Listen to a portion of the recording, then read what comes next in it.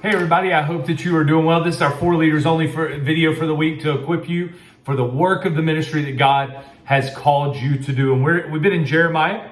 We finished 2 Thessalonians. We have powered through 1 Timothy this week. And so a couple things that I think are so applicable to us as leaders at the Greenwood campus through our reading. I want to bring out some of those this week. And really, as you're reading through Jeremiah, there are some very consistent themes which I think are applicable to us as leaders. And really it is God desires a people who obey his word, who don't serve and worship other gods, who worship and serve God first and foremost, who don't have idols, who are all in and give God their all. And so as leaders, I just want to ask, how are you doing to be obedient to what God's calling you to do, what God's asking you to do, to what God's word is telling you?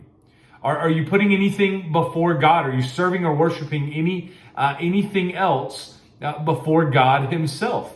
Because if we're going to be leaders at God's church, we can't be leaders who are being disobedient or who are putting other things before God. Really, man, one of the things that I want for you as a leader at the Greenwood campus is I want you to be able to say what Jeremiah 20 verse 9 says. Here's what it says. Jeremiah is trying not to talk about the Lord because of everything's going on. He's so fed up with things. But it says this in verse 9. His message becomes a fire burning in my heart. Shut up in my bones. I become tired of holding it in and I can't prevail. In other words, you see the gospel, the message that God had given him, which is different than the message that God has given us, because the message that God had given him didn't include the death, burial, and resurrection of Jesus Christ, the good news of Jesus. But now we have that. And the message that God gave him became a fire that was literally burning inside of him, that he was trying to hold in, and he just couldn't prevail. He could not hold it in because it was just burning so deep and so hot inside of him. And man, I just want to ask as a leader, if we're going to be a church that's on fire for the Lord, our leaders have to be on fire for the Lord. So how on fire are you for the Lord? Is his word like this fire that is burning within you that you literally can't hold on to it? It reminds me in the book of Acts of Peter and John, and they're saying, hey, we can't help talking about the things that we've seen and heard. And as a leader at our campus, man, I need this. I want this. I desire this to be true of you and of me. That we can't help but talk about what God's done for us through Jesus. That we can't help talk about the way that we're seeing God move and work, that it's burning so much inside of us that we literally can't hold it in. Because we, as the shepherds, the leaders, we have to lead the way. In Jeremiah 23, I think God makes this very clear that shepherds, the leaders, are the people who lead the way and the people he holds accountable. Listen to this at the beginning of Jeremiah 23. Woe to the shepherds who destroy and scatter the sheep of my pasture.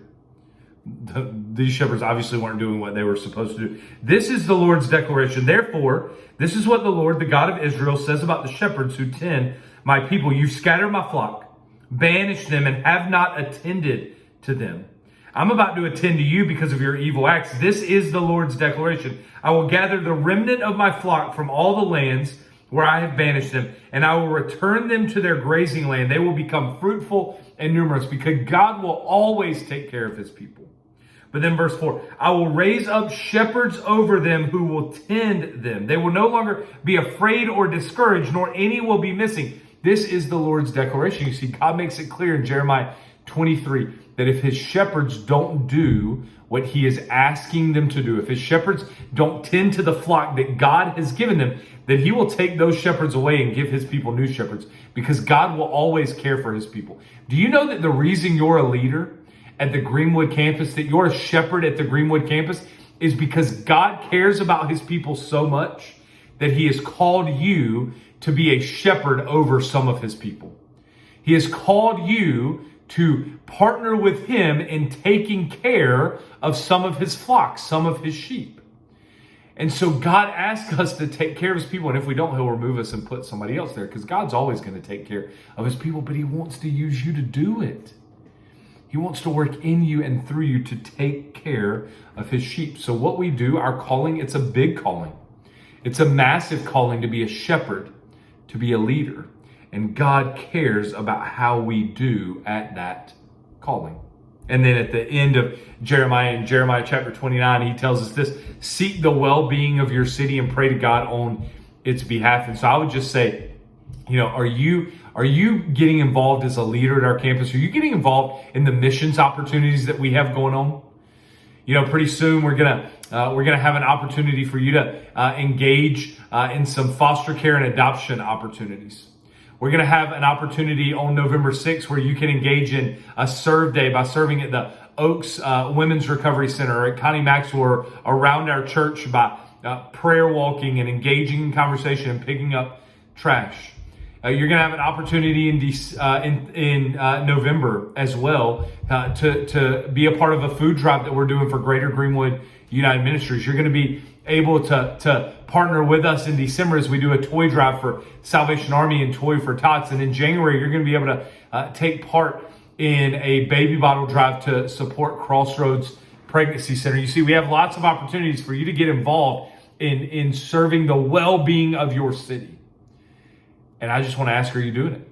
Are you taking an opportunity to be involved in the missions things that we have going on so that we can be a people who are pursuing the well-being of our city? And then the last thing, I'll leave you with a couple things from our New Testament reading. We finished 2 Thessalonians 3, and it says this in verse 6: now we command you, brothers and sisters, in the name of our Lord Jesus Christ, to keep away from every brother or sister who's idle and doesn't live according to the tradition received from us. And then if you go down in verse 14, if anyone does not obey our instruction in this letter, take note of that person. Don't associate with him. And so I just want to ask, as a leader, it matters who you're hanging around. It matters the people you're spending your life with. You become like the people you spend time around. That's why I want you to spend time with Jesus every day, because I want you to become more like Jesus. But you're also going to become like the people who you're hanging around. So who are you hanging around? Are they people who are pushing you closer to the Lord or not? You need to monitor that. And then the last thing I'll leave you with, man, 1 Timothy is so full of so many things. I could literally talk for the next couple of hours on 1 Timothy. I will say this: whether we're talking about 1 Timothy 3, 1 through 13, and it's telling us to, be above reproach and self-controlled, sensible, respectable, hospitable, able to teach, not an excessive drinker, to be gentle, not to be a bully, not to be quarrelsome, not to be greedy, to manage our households well, to have a good reputation among outsiders, to be worthy of respect, not hypocritical, not greedy for money, holding on to the mystery of the faith with a clear conscience, to be willing to be tested, to be worthy of respect, to not be a slanderer, to be faithful.